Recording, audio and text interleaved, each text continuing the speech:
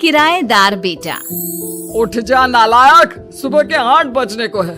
तुझे एग्जाम नहीं देना क्या? थोड़ी देर और सोने दीजिए ना पापा। तू उठता या फिर मैं तेरे ऊपर पानी फेंकूं?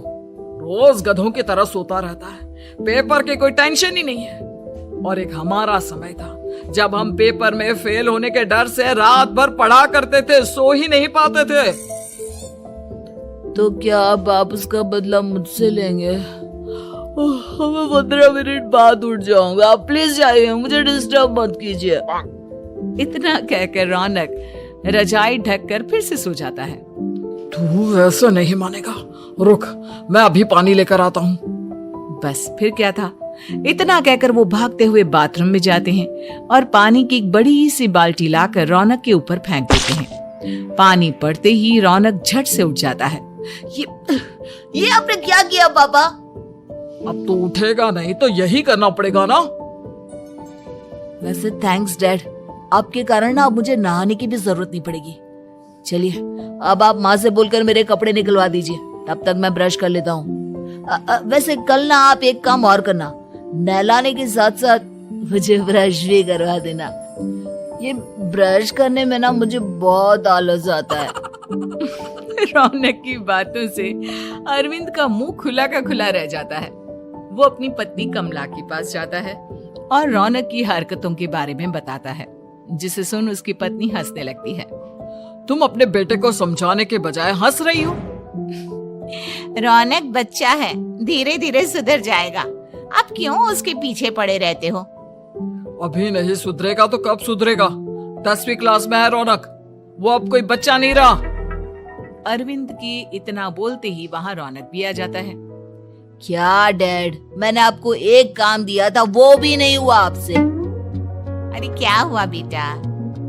माँ, मैंने डैड से बोला था कि वो आपको बोलकर मेरे स्कूल की यूनिफॉर्म निकाल दे, लेकिन मेरे पीछे पड़ने के अलावा इनसे एक काम ढंग से नहीं होता। देख रही हो कमला, देख रही हो अपने लाडले को? अरे आप चुप रहिए जी। चलो बेटा, मैं तुम्हें कपड़े निकाल कर दे देती हूँ बस। ऐसे ही साल पर साल बीतते जाते हैं, लेकिन रौनक के रवैये में कोई बदलाव नहीं आता। वो पहले से भी ज्यादा आलसी और पूरी तरह अपने माता पिता पर निर्भर हो जाता है। 2 साल बाद पता नहीं कहाँ गायब रहता है पूरे दिन, अब तक तो आ जाना चाहिए था। अरे आप इतनी फिक्र क्यों कर रहे हो उसकी? दोस्तों के साथ खेल रहा होगा, आ जाएगा अभी। ये कोई टाइम है खेलने का? 10 बजने वाले हैं, इतनी रात में कौन खेलता है?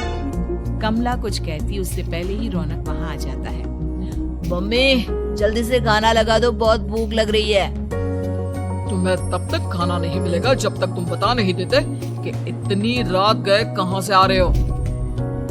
ओ प्लीज डैड, अब आप इसी पे प्रद्युमन बनकर मेरे सर पर बंदूक लेकर मत बैठ जाना। फालतू की बकवास बंद कर और बता कहाँ से आ रहा है। माँ अब समझाइए ना डैड को। बता देना बेटा, इनको भी तसल्ली हो जाएगी। आप बोल रही हैं तो बता देता हूँ। मैं दोस्तों के साथ मूवी देखने गया था, इसलिए देर हो गई। तो इन सब चीजों में मेरे पैसे उड़ाता है। कभी 1 रुपया कमाने के बारे में सोचा है तूने? जब देखो हवा की तरह पैसे उड़ाता रहता है। माँ अब आप इन्हें चुप करा दीजिए, वरना ना मुझे गुस्सा आ जाएगा। अच्छा क्या कर लेगा? बता ना, क्या कर लेगा तू? वैसे बात तो ठीक ही है, मैं कर ही क्या सकता हूँ। पैसे तो फिर भी मैं आपसे ही मांगूंगा ना। चलिए अब ये सब बात छोड़िए और मम्मी मेरे लिए खाना लगा दीजिए। अभी लगा देती हूँ बेटा। मैं बता रहा हूँ कमला, एक दिन ये ऐसे ही बिगड़ जाएगा। ओफो, आप क्यों इतना पीछे पड़े रहते हो मेरे बच्चे की? बात की बाद में देखेंगे, अभी आप शांति से उसे खाना खाने देंगे। अगले दिन डैडी मुझे 10,000 रुपए चाहिए। अब इतने पैसे क्यों चाहिए तुझे? डैड अब बिना सवाल किए कभी पैसे नहीं दे सकते क्या? जब तक तू बताएगा नहीं तुझे पैसे भी नहीं मिलेंगे। अरे अब आप अपने बेटे को पैसे भी नहीं दे सकते? नालायक, तेरी उम्र के लोग नौकरी करते हैं और एक तू है जो नौकरी करने का नाम ही नहीं लेता कभी। आप लोगों के होते हुए भला मैं नौकरी क्यों करूं? अरे हम कब तक पैसे देंगे तुझे? तुझे भी तो अपने पैरों पर खड़ा होना होगा ना। कौन सा उधार के पैरों पर खड़ा हूं? अपने ही तो पैरों पर खड़ा हूं मैं। इसी तरह रौनक दिन प्रतिदिन लापरवाह होता जाता है। उसकी लापरवाही को देखते हुए अरविंद और कमला अपने बेटे की शादी कराने का फैसला लेते हैं और 1 महीने के अंदर अंदर ही रौनक की शादी मेघा नाम की लड़की से करा देते हैं। शादी के कुछ दिन बाद, रौनक, मुझे एक अच्छी सी साड़ी चाहिए, आप ला दोगे ना? हाँ, क्यों नहीं। कितने तक की आती है साड़ी? यही करीब 5,000 तक की। तुम चिंता मत करो, मैं आज ही डैडी से पैसे मांगकर तुम्हारे लिए साड़ी ले आऊंगा। आप कब तक ऐसे ही अपने पापा से पैसे मांगते रहेंगे? कोई अच्छी सी नौकरी क्यों नहीं कर लेते आप? अरे डैड के होते हुए मुझे नौकरी करने की जरूरत ही क्या है? पर आप ऐसे कब तक उनसे पैसे मांगते रहेंगे? कुछ आपको अपने दम पर भी तो करना होगा ना। अब तुम भी बाकी लोगों की तरह मुझे ज्ञान देना शुरू मत कर देना। साड़ी चाहिए ना तुम्हें, मिल जाएगी बस। इतना कहकर रौनक अपने पिता से पैसे मांगने चला जाता है। डैडी, मुझे 5,000 रुपया चाहिए। अब 5,000 क्यों चाहिए तुझे? वो मेघा को साड़ी चाहिए थी। अरविंद आगे बिना कुछ कहे चुपचाप उसे पैसे निकाल कर दे देता है। कुछ दिन बाद, तुम्हें नहीं लगता कमला, रौनक हम पर पहले से भी ज्यादा डिपेंड हो गया है? मुझे तो अब उसके भविष्य की चिंता होने लगी है। कल को हमें कुछ हो गया तो वो क्या करेगा? काश तुमने पहले ये सोच लिया होता तो आज हमारा बेटा इतना लापरवाह नहीं होता। तब मुझे कहाँ पता था कि मेरा लाड प्यार उसे इतना बिगाड़ देगा कि वो इस हद तक लापरवाह बन जाएगा। कोई बात नहीं, अभी भी देर नहीं हुई। मुझे पता है उसे कैसे सुधारा जा सकता है। कैसे? अरविंद कुछ कहता उससे पहले रौनक वहां आ जाता है और पैसों के लिए हाथ फैलाने लगता है। डैड, मैं और मेघा बाहर घूमने जाना चाहते हैं। अरे वाह, ये आज सूरज कहाँ से निकला है? Dad please. अच्छा चलो अब मुद्दे की बात करो। मुझे अब 25,000 चाहिए। अब तुम्हें 1 रुपया भी नहीं मिलने वाला। अगर तुम्हें पैसों की इतनी ही जरूरत है तो कोई ढंग की नौकरी कर लो। मम्मी, आप कुछ कहिए ना डैड को। बेटा, वो गलत क्या बोल रहे हैं? ये सब हम तेरे भले के लिए ही तो कर रहे हैं। मम्मा, मैंने बताया ना आपको, मुझे नहीं करनी कोई जॉब वॉब। तो ठीक है, निकल जाओ हमारे घर से। तुम्हारे जैसे लोगों के लिए मैंने ये घर खड़ा नहीं किया है। जितना ये घर आपका है ना, उतना ही मेरा भी है। मैं कहीं नहीं जाने वाला। जाना तो पड़ेगा ही तुझे, क्योंकि अब मैं तेरा कोई भी खर्चा नहीं उठाने वाला। ठीक है, मत उठाइए मेरा खर्चा, मैं अपने दम पर भी जी सकता हूँ। तो बेशर्मों की तरह अब तक यहाँ क्यों खड़ा है? अपना सामान ले और निकल जाए यहाँ से। रौनक पैर पटकते हुए वहां से चला जाता है।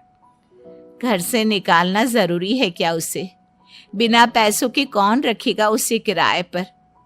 अगर उसका भविष्य सुधारना है तो हमें अपने दिल पर पत्थर रखकर ये कदम उठाना ही होगा। दोनों बात कर रहे होते हैं कि रौनक अपनी पत्नी के साथ एक बड़ा सा बैग लेकर घर से निकल जाता है, लेकिन घर से बाहर उसे कोई भी मुफ्त में अपने घर किराए पर नहीं रखता। अंत में थक हार कर वो फिर से अपने घर चला जाता है। क्या हुआ? थोड़ी देर पहले तो दहाड़ते हुए घर से निकला था, अब क्या हुआ? नहीं रखा ना किसी ने तुझे किराए पर? डैड प्लीज, मैं कुछ दिनों में कोई अच्छी सी नौकरी शुरू कर दूंगा। आप तब तक तो हमें रख लीजिए प्लीज। सुबह से रात हो चुकी है लेकिन कोई हमें रखने को राजी नहीं है। अब आप ही बताइए, इतनी रात को मैं मेघा को लेकर कहाँ जाऊंगा? ठीक है ठीक है, बहू की वजह से मैं तुझे घर पर रख रहा हूँ, लेकिन तू इस घर में एक बेटे की नहीं बल्कि एक किराएदार की हैसियत से रहेगा। 3 महीने हैं तेरे पास। इन 3 महीनों के अंदर अंदर मुझे तेरी पहली तनख्वाह हाथ में चाहिए, समझ गया? पक्का डैड, इन 3 महीनों के अंदर अंदर तो कोई बढ़िया सी नौकरी ढूंढ ही लूंगा मैं। ऐसे ही धीरे धीरे समय बीतने लगता है और अरविंद के दिए 3 महीनों में से 2 महीने बीत चुके होते हैं। पापा जी ने हमें 3 महीने दिए थे, जिसमें से 2 महीने तो बीत चुके हैं। अब ये आखिरी महीना बचा है। अरे तुम चिंता मत करो, आज मेरा ना 2 जगह इंटरव्यू है, दोनों में से कहीं ना कहीं तो जॉब लगी जाएगी। अच्छा, all the best. Raunak interview के लिए निकल जाता है, जिसके बाद शाम में रौनक घर आता है। कैसा गया इंटरव्यू? आपकी नौकरी लगी या नहीं? अरे पहले सांस तो ले लेने दो अच्छे से। बताइए ना, मुझसे तो जरा भी इंतजार नहीं हो रहा है। वो दरअसल बात यह है कि मेरी नौकरी तो लग चुकी है, लेकिन पैसे बहुत कम है। कितने पैसे हैं? 15,000। इतने में अरविंद और कमला मिठाई का डिब्बा लेकर आ जाते हैं। बधाई हो बेटा। हम जानते थे तेरी जॉब जरूर लगेगी। लेकिन मेरी सैलरी बहुत कम है मम्मा। कम है तो क्या हुआ, धीरे धीरे बढ़ जाएगी। हाँ बेटा, हम तो बस चाहते थे कि तू अपने पैरों पर खड़ा हो जाए। मतलब अब आप मुझे घर से नहीं निकालेंगे? नहीं, ये सब हमने तुझे जिम्मेदार इंसान बनाने के लिए किया था। Thank you mummy papa. अगर आप दोनों ऐसा नहीं करते तो मुझे कभी अपनी जिम्मेदारियों का एहसास तक नहीं होता। आज आपने मुझे सिखा दिया कि इंसान का अपने पैरों पर खड़ा होना भी जरूरी होता है। इतना कहकर रौनक झट से अपने माता पिता के गले लग जाता है और अपनी कमाई की पहली तनख्वाह वो अपने माता पिता के हाथ में सौंपता है। इस तरह रौनक एक गैर जिम्मेदार व्यक्ति से एक जिम्मेदार व्यक्ति बन जाता है।